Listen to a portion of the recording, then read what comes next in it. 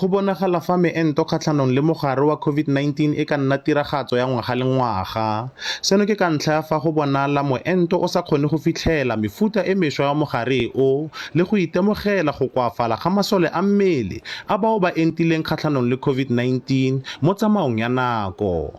Dinaga di tshwana le UK, US le Israel di setse di simolotse go rebola moento wa tlaleletso go moento wa COVID-19 go matlafatsa masalo a mmele. Even in the context of large vaccine rollout, people are going to have to get boosters if we want to keep the number of variants to a minimum.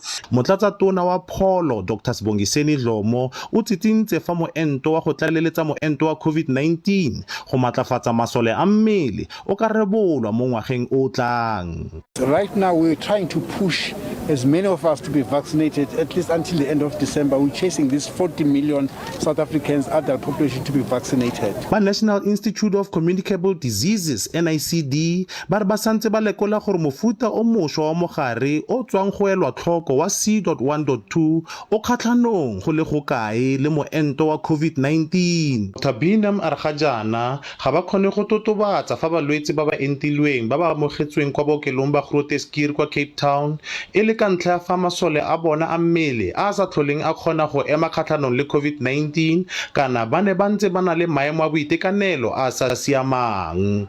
Offense Stimo, SABC News, Pretoria.